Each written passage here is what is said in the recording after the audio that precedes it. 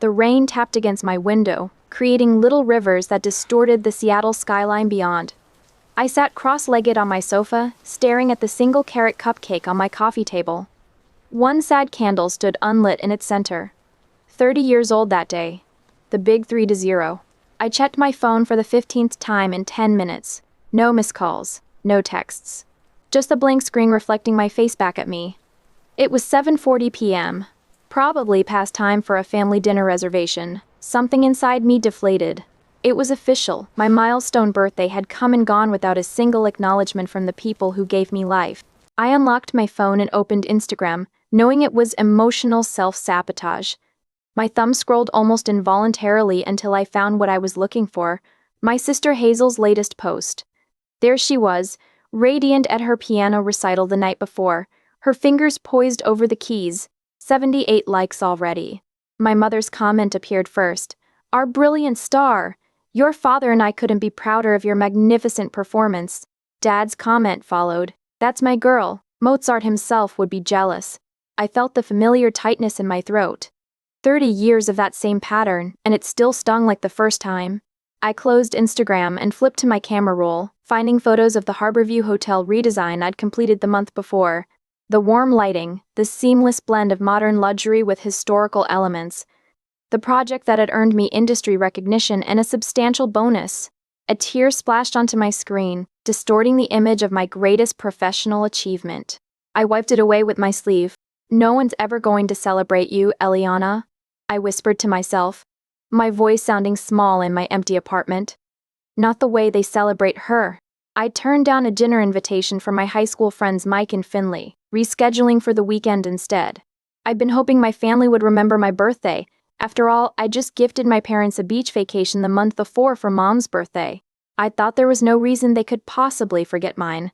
But then, the memories surfaced unbidden. Me at 10 years old, waiting in our living room in a pink dress my grandmother had sent for my birthday. My hair carefully brushed. A joyful smile plastered on my face. Hurry up, we can't be late for Hazel's recital, Mona called, rushing through the room without really seeing me. But what about my party? My small voice had barely registered. Dad had patted my head absently. We'll celebrate next weekend, kiddo. We never did. That was the first time I'd learned to fade into the background of my own life. To expect nothing and be grateful for less. To watch Hazel shine while I stood from afar, clapping louder than anyone. I brushed another tear away, annoyed with myself for the display. I was 30, not 10. I should have been over it by then. The cupcake sat untouched, one of the two decorative carrots slightly shorter than the other, looking as if a rabbit had snuck a bite. I reached for it, then stopped. What exactly was I celebrating? Another year of invisibility? Another milestone spent alone while my family forgot I existed? No, not this time. I straightened my shoulders and opened my laptop. My bank account balance appeared on the screen, $113,168.39. The result of years of careful saving and the recent $69,000 bonus from the Harborview Hotel project. Money that no one knew about because no one had asked. I stared at the numbers, my finger hovering over my phone. The thought that formed felt dangerous, reckless even. And yet, for the first time in hours, my heart beat with something other than disappointment. I pressed the call button. Seattle Audi, this is Sam speaking. How may I assist you? A cheerful voice answered. Hi, I said, my voice steadier than I'd expected. I was wondering if you have any A6s available. We certainly do. Several models, in fact. Were you thinking of coming in for a test drive tomorrow? I looked at the untouched cupcake, at the dark window streaming with rain, at the phone that hadn't rung all day. Actually, I'm thinking about buying one, today. Today? Sam sounded surprised. Well, we're open for less than 30 minutes more. But I'd be happy to stay after hours if you're serious. I am, I said, feeling a new determination rise within me. I'm very serious. I ended the call and stood up, catching my reflection in the window. For a moment, I hardly recognized myself. The straight spine, the lifted chin, the gleam in my eyes that looked almost like defiance. If they won't celebrate me, I told my reflection, I'll celebrate myself. I quickly grabbed my wallet and apartment keys, then called a cab. The rain had stopped, and somewhere beyond the clouds, there might even have been stars. For the first time in 30 years, I was going to give myself the gift I deserved. Night settled over the city, and soon the Audi dealership gleamed under spotlights that made the showroom floors sparkle like wet pavement after rain. I stepped out of the yellow cab and pushed through the glass doors of the Audi dealership. A man in a crisp button-down approached with the practiced smile of someone who knew how to size up a potential customer. "Welcome to Seattle Audi, I'm Sam." His handshake was firm, confident. "What brings you in this evening?" "I called earlier about the A6. My voice sounded steadier than I felt. "I'd like to buy one." "Today?" Sam blinked, surprise flickering across his face. "Of course. Let me show you our selection." He led me through a showroom of sleek vehicles that reflected the overhead lights in perfect curves. The grenadine red A6 sat in the corner, almost watchful, as if it had been waiting for me. I ran my fingers along its glossy surface, seeing my reflection distorted in the paint. A woman with purpose in her step. "I can get the paperwork started if you'd like to test drive it first," Sam offered. "No need." I straightened my shoulders. "This is the one." In the finance office, a woman with silver-streaked hair slid forms across a polished desk. When we reached the payment section, she looked up expectantly. "How would you like to finance this purchase?" "I'll be paying in full, up front." The words felt bold in my mouth. The finance manager's eyebrows rose slightly, a micro-expression of surprise that I'd grown accustomed to spotting. People had always underestimated me. "That's quite substantial." She tapped her keyboard. "May I ask how you're employed, Miss Turner?" "Interior architect. I recently completed the Harborview Hotel redesign." I didn't elaborate on the industry recognition or the bonus. Let them wonder. "And I want to take delivery of the car tonight," I added, my breathing slightly shallow, perhaps from the excitement. The manager nodded, her expression smoothing into professional composure. She explained that since it was after banking hours, a same-day wire transfer wasn't possible. Instead, she set up a short-term dealer financing agreement, standard procedure for after-hours purchases, which I would clear in full first thing Monday morning.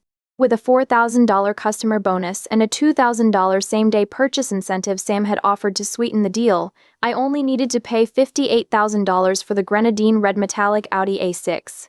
My signature looked crisp on the final papers, my hand steady with resolve.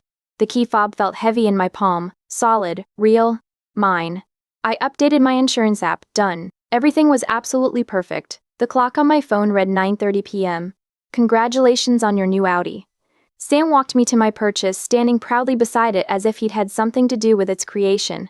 We did a quick detail and filled up the gas, but the car wash crew left early, so if you come back another day, we'll give it a full wash for you. I caught my reflection again in the fresh paint. The overhead lights created a halo effect around my figure. For a moment, I hardly recognized myself. There was something different about the set of my shoulders, the tilt of my chin. I drove off into the empty night. A short drive later, I was at Cary Park. The Seattle skyline stretched before me, the Space Needle illuminated against the night sky. I pulled over to the curb. I positioned my new Audi with the city lights as a backdrop, adjusting the angle until it looked perfect, the alluring red exterior catching the glow of the city like a mirror. I took several photos, selecting the best one. The caption took longer than the photo shoot. I typed and deleted, my thumbs dancing nervously across the screen. Finally, I settled on, "Happy birthday to me. Beautiful car for a sweet life." My finger hovered over post for a full minute. This wasn't just about the car. It was a declaration, a statement about my worth that my family had never been willing to make. I pressed the button before I could change my mind. The notification started almost immediately. Colleagues from the design firm, former classmates. The likes accumulated along with surprised comments. "Oh my gosh, Eliana, what a beauty. Happy birthday, you deserve it. Didn't know you were in the market for an Audi, congrats." But I didn't bother reading the comments closely. I texted my group chat with Mike and Finley, "Anyone up for a drive downtown?" Complete with the playful winking emoji. Mike and Finley, who'd been worried I would feel sorry for myself that day, now seemed to have a weight lifted off their shoulders. I steered the wheel, heading straight for my two best friends' places. I was savoring that buoyant, happy moment when my phone rang. Mother. I stared at her name on the screen for 3 rings before answering and putting it on speaker. Eliana Jean Turner. My full name. Never a good sign. "Where did you get that kind of money?" No happy birthday, no how are you, just immediate suspicion. "Hello to you too, Mom." I gripped the premium leather steering wheel of the Audi, feeling its smooth, solid presence supporting me. I earned it. That car costs more than most people make in a year. Harold, come talk to your daughter about this car she's apparently bought. I heard rustling as the phone changed hands. Ileana. Dad's voice carried the same tone he'd used when I was 16 and came home past curfew. Is this some kind of lease arrangement? Because financially this seems. It's mine, Dad. Paying in full, every cent comes out of my account Monday morning. The words tasted sweet in my mouth. From my bonus on the Harborview Hotel project. Silence stretched between us. I could almost hear him calculating, reassessing. Well, his voice had shifted, unsure of its footing. That seems impulsive. Mother's voice returned to the line. We need to discuss this as a family. Dinner. Tomorrow night, 6 o'clock sharp. Is this an invitation or a summons? I asked, surprising myself with my boldness. This is family, Eliana. We're concerned. I glanced at my dashboard clock. My birthday was nearly over, still unacknowledged. I'll be there, I said finally. The line went dead. The family group chat exploded seconds later. Messages piled up about my sudden extravagance and unexpected purchase. Not one message acknowledged what day it was. Silence wrapped around me like a blanket. Tomorrow would be a reckoning, but that night was still mine. The car kept rolling forward. The streets blurred past me, and I took a left at the end of the road. There they were, on the corner outside Mike's building, my two best friends standing under the deep yellow glow of a streetlight. Finley, who lived a few blocks away, must have walked over the moment she got my text. Mike marveled at the car's modern interior and earnestly demanded I let him take the wheel that weekend. Finley, meanwhile, sniffled. My sensitive friend was probably crying out of joy and surprise that I'd finally learned how to love myself. We decided to hit a late-night cafe for some cortados and warm artisanal huckleberry scones. Finley declared we were still celebrating my birthday since it wasn't quite midnight yet. After finishing off the pastries, I took the group for a drive along the coastal road. The gentle, winding route right by the water was perfectly relaxing. We all soaked in the premium sound system and the smooth ride the brand new Audi A6 offered. I'd finally had a fulfilling 30th birthday for myself. The next day, dusk gave way to evening, and soon the tires of my new Audi crunched on the familiar gravel driveway of my parents' Bellevue home. I parked deliberately beside Dad's practical sedan, the contrast between our vehicles a physical manifestation of our differences. Through the large bay window, I caught their silhouettes, Mom, Dad, and Hazel, watching my arrival. Their expressions shifted from judgment to surprise as they registered the gleaming vehicle. I sat for a moment, hands still gripping the wheel. The cake box waited patiently on the passenger seat, wrapped so discreetly on the outside that it didn't look like a birthday cake. Its message hidden inside like a time bomb. A deep breath filled my lungs. 30 years of swallowed words pressed against my throat. Today is different, I whispered to my reflection in the rearview mirror. I gathered the cake box and stepped out into the cool evening air. Mom opened the front door before I reached it. Ileana, what a surprise. Her eyes darted past me to the Audi, then back to my face. Come in, dinner's almost ready. Dad stood in the foyer, arms crossed. That's quite a vehicle you've got there. Yes, it is. I offered nothing more as I stepped inside, brushing past him with the cake box held carefully in front of me. Hazel hovered nearby, curiosity battling with discomfort on her face.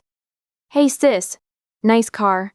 The dining room looked subtly updated that night, set with minimalist matte stoneware and mid-century modern glassware, yet it was still the same room where we'd celebrated countless milestones, most of them Hazel's. Merlot? Mom offered, already pouring.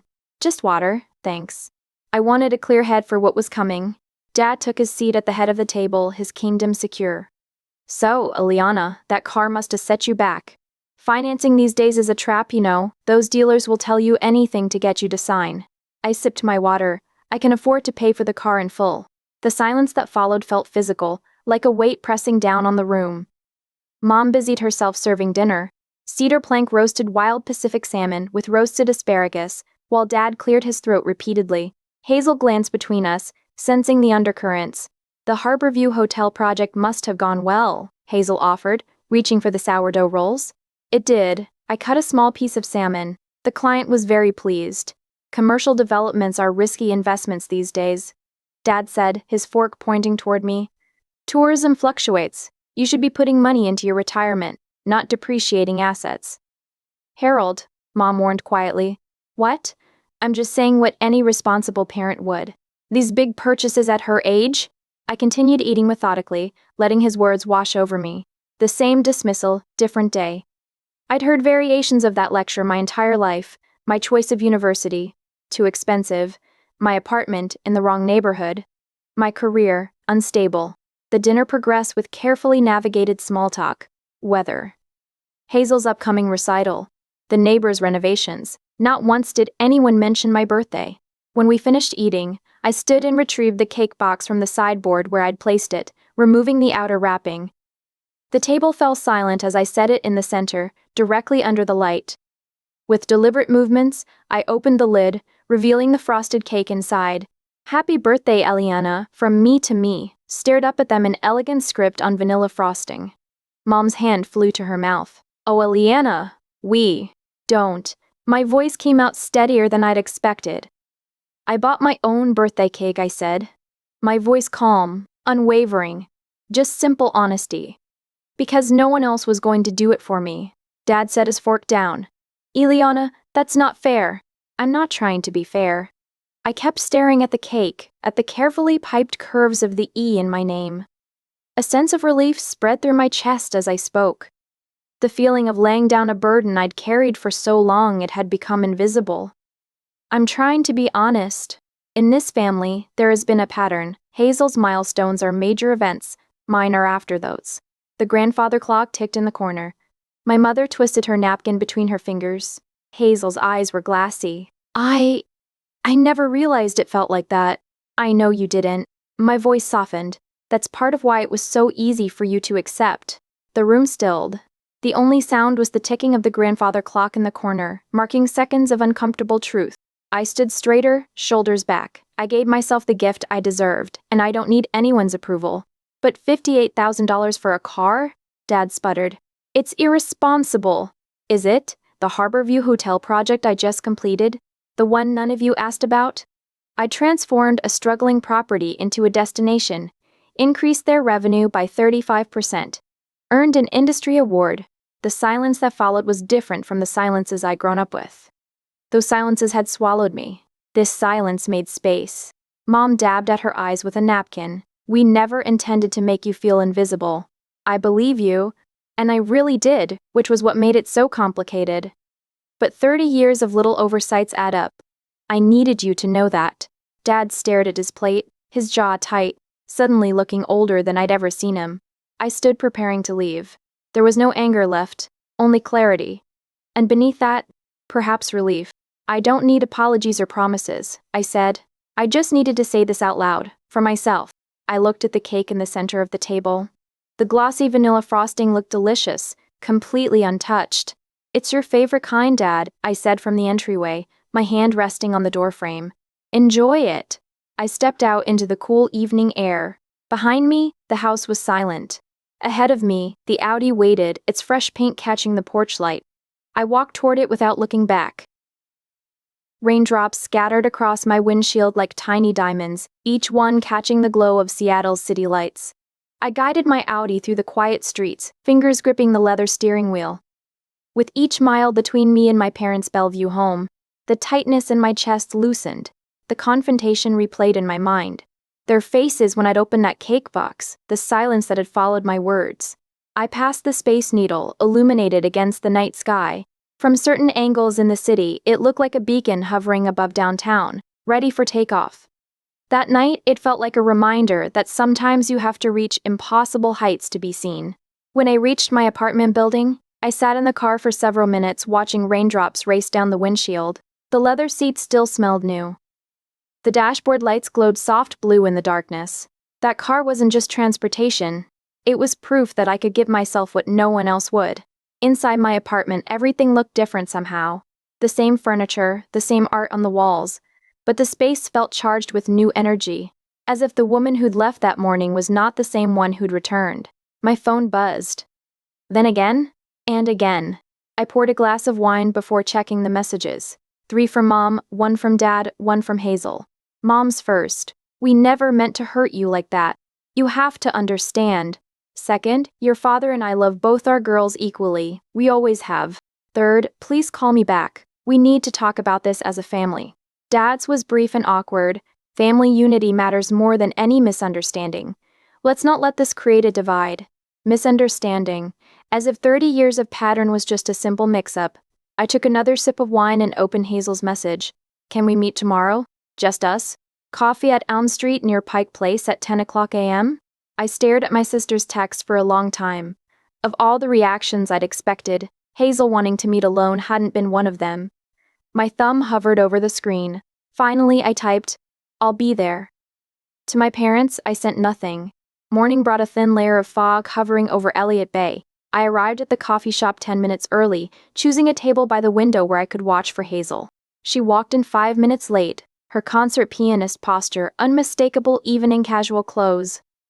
Our eyes met. Something in her expression made my heart catch, a vulnerability I'd rarely seen from my perfect sister. I got you a latte, I said as she sat down. Thanks. She wrapped her hands around the mug but didn't drink. Her voice broke. Tears sprang to her eyes. I sat perfectly still, shocked. In 30 years, I'd seen Hazel cry exactly twice, when she'd injured her wrists at 14 and feared she would never play piano again, and when she'd gotten accepted to Juilliard. I never saw it until now, she whispered, blinking rapidly. I was so wrapped up in my own life. The confession hung between us, the first honest words we'd exchanged as adults. Did you really never notice? I asked, my voice softer than I'd intended. All those years? Hazel looked down at her untouched coffee. I think I assumed you were fine with it. You were always there at my recitals, cheering louder than anyone. She looked up, fresh tears spilling. But no one ever came to your architecture exhibits, not even me. The admission stung, though it was nothing I hadn't known. I never once stood up for you. Her voice steadied with determination. Not when Mom and Dad forgot your high school graduation party. Not when they rescheduled your college graduation dinner because of my summer concert series. She reached for my hand across the table. I was blind to my own privilege in our family. I let her hold my hand but said nothing. What was there to say to a lifetime of being unseen? I'm so sorry, Eliana. 4 simple words. Somehow they mattered more coming from her than they would from our parents. That weekend, our group went on a road trip. I kept my promise to let Mike drive the new Audi, and I allowed my 2 best friends to throw me a proper birthday bash. Right in the middle of the fun, my phone rang with Mom's number. I almost let it go to voicemail, but something made me answer. Eliana, she said, her voice cautious. I was looking at your company website. The Harborview Hotel redesign you did. It's beautiful. The compliment felt foreign coming from her. I stayed silent for a moment, then hung up. Dad called the next day. That car, he said gruffly. It suits you. From him, it was practically a declaration of love. Thanks, Dad, I said. And meant it. Hazel texted more often after that. She asked about my work, shared less about her own. In family group texts, she made a point of including me in conversations, correcting our parents when they fell into old patterns of forgetting to ask about my life. I watched those small changes with caution. 30 years of habit didn't transform overnight. But something had shifted, like the first crack in a dam that had held back waters too long. In the quiet of my apartment, I ran my fingers along the Audi key fob sitting on my coffee table, the talisman that had broken the spell. The rain started again, tapping against my windows. But that night, it didn't sound melancholy. It sounded like applause. The calendar pages shifted smoothly, and soon the rain tapped a gentle rhythm against my windshield as I drove across Lake Washington toward Bellevue. The car still carried a faint leather scent, not quite new anymore, but familiar, like a promise I'd made to myself 2 years ago and kept. My phone buzzed with another text from Mom, the 3rd one that day. We're so looking forward to seeing you, sweetheart. Drive safely. I tapped my fingers against the steering wheel, still getting used to this new version of my mother, Georgia Turner, the one who remembered to text, who asked about my work, who seemed genuinely interested in my existence. The invitation had appeared 3 days earlier. Special family dinner on Friday, Mom had said, her voice carrying an unusual note of hesitation. Nothing fancy, just the 4 of us. I'd nearly declined. After 30 years of established patterns, a few weeks felt like a blink, hardly enough time to trust that anything had truly changed. But something in her voice had sounded different. Earnest. Almost nervous. So there I was, crossing the bridge that connected my new life with the old one. My redesigned apartment, with its bold colors and statement furniture, grew smaller in the rearview mirror. Ahead lay the familiar, tree-lined street of my childhood, where I'd learned to disappear. I turned onto my parents' block and spotted something unexpected. Balloons tied to the mailbox. Blue and silver balloons dancing in the breeze. A knot formed in my throat. I parked behind Dad's sedan and sat for a moment, gathering myself. Through the windshield, I watched Mom peek through the living room curtains. She waved, a tentative smile on her face. The front door opened before I reached it. "Ileana," Mom said, stepping forward to embrace me. Her hug lasted longer than usual. Her perfume familiar yet somehow different against this new dynamic between us. "You look wonderful." "Thanks," I said, following her inside. The house smelled of roasting chicken and cinnamon. "What's the occasion?" Mom's eyes darted toward the dining room. "Why don't you go see for yourself?" I rounded the corner and stopped cold. The dining room table had been set with more care than I remembered seeing in years. Cloth napkins folded into neat triangles, the good stoneware, candles casting a warm amber glow. A stunning arrangement of pink and white peonies and eucalyptus branches sat center stage beside a large pale yellow box from Macrina Bakery.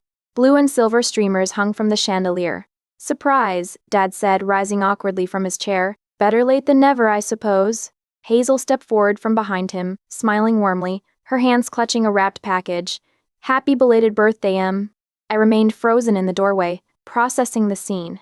Dad gestured toward the cake box. "Go ahead," he said, his voice softer than usual. "Open it." With careful fingers, I lifted the lid. Inside sat a Valrhona chocolate ganache cake with buttercream frosting.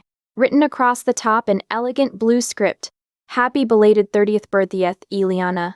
"I know we can't undo the past," Dad continued, his eyes meeting mine. "But your mother and I have been doing some serious thinking since last week. About how we've," he paused, searching for words, "not given you the recognition you earned." Hazel stepped forward, pressing her gift into my hands. "Open mine first." Inside the wrapping paper, I found a sleek black frame. Behind the glass was a professional photograph of the Harborview Hotel lobby I'd redesigned, the project that had earned me that bonus, that had given me the courage to buy my car, that had changed everything. Beside the photo was the review from Seattle Architecture Monthly praising my bold vision and flawless execution. "I had it printed and framed," Hazel said quietly. "I thought maybe you could hang it in your firm's office." "Thank you," I whispered, genuinely touched by her thoughtfulness. "This is perfect." We sat down to dinner, the conversation polite and sincere. Mom served dinner, while Dad asked about my current projects with genuine interest.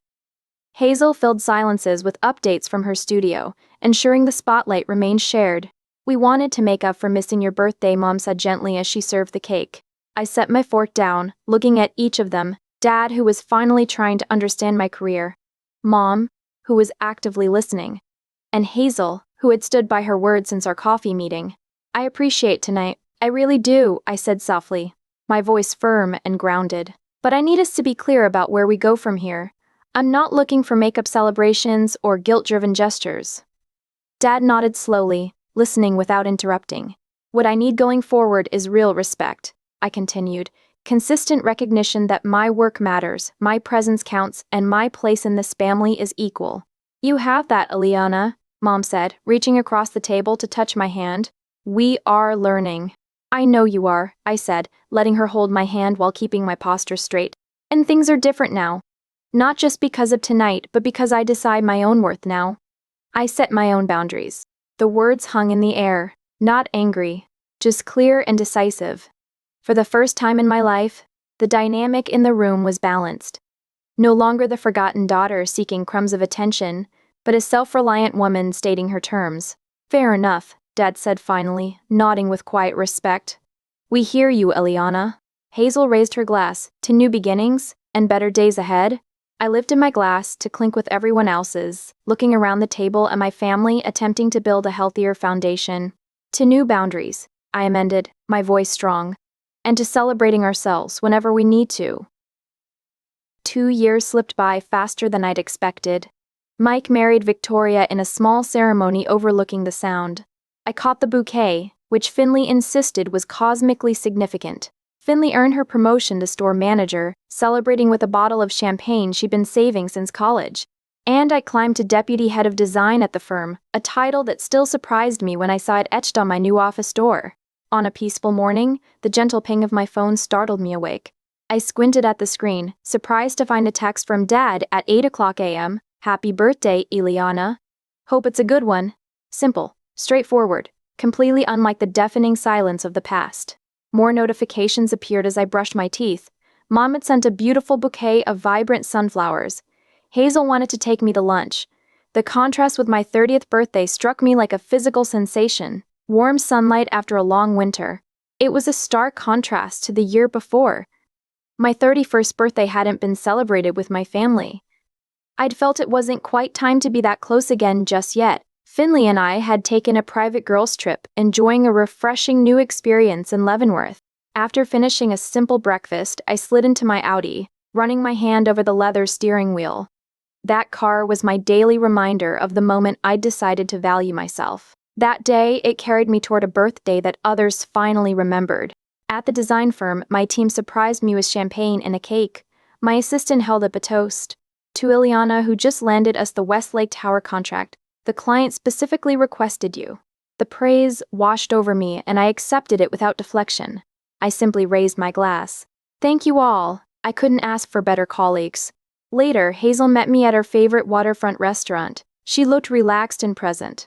"I reserved the table with the best view," she said, leading me to a window seat overlooking Elliott Bay. She handed me a small wrapped box. "It's not much, but..." Inside rested a silver heart pendant. "For the brave woman I love," the card read. "It's perfect," I said, genuinely touched. Hazel reached across the table. "I'm really proud of you, Em, for everything you've built." I clasped the pendant around my neck. "Thank you, Hazel." After lunch, I drove to Cary Park Viewpoint. The Seattle skyline spread before me, the Space Needle piercing a sky unusually clear for September. My phone rang. "Mom." "Happy birthday, sweetheart," she said, her voice warm. "Did you get the flowers?" "They're beautiful, Mom, thank you." A pause. "Your father and I wondered if you'd join us for dinner this weekend." "Nothing fancy, just family." Family. The word sat differently then, no longer weighted with expectation and disappointment. "I'd like that," I said. Saturday would work. The invitation hung between us, not a demand disguised as a question, but a genuine request. The subtle shift felt monumental. Back home, a package waited outside my apartment door, Hazel's handwriting. I carried it inside, peeling back the brown paper to reveal a handmade scrapbook. Page after page documented moments I'd thought no one had noticed. My college graduation pulled from old social media posts I'd nearly forgotten about. My first design award clipped from a local newspaper archive. Feature articles about the Harborview Hotel project. She must have spent hours searching for all of it. A note fell from between the pages. "I see you now." "I'm glad I do." I traced my fingers over the photo I'd posted on Instagram the night I'd bought my Audi, the grenadine red paint catching the glow of Seattle's skyline at Cary Park. The moment I'd stopped waiting for validation and claimed it for myself. Opening my desk drawer, I removed a recent photo. Me was my design team at the hotel opening. I carefully pasted it into the scrapbook, completing the chronicle of my journey. The afternoon light slanted through my window as I considered my evening plans. Mom and Dad's upcoming dinner, a birthday gathering Finley, Mike, and his newlywed wife Victoria had organized that night at Elliott's Oyster House. Both options remained open, neither carrying the weight of obligation. For the first time, the choice was truly mine. Whatever I decided, I would celebrate on my own terms. I stood before my mirror. My reflection showed a woman who finally understood that her worth had never depended on family recognition. It had always been there, waiting to be claimed. My car keys glinted on the counter, catching the light. The Audi had not been just a purchase, it had been a declaration. A promise to myself that I would never again wait for others to acknowledge my milestones.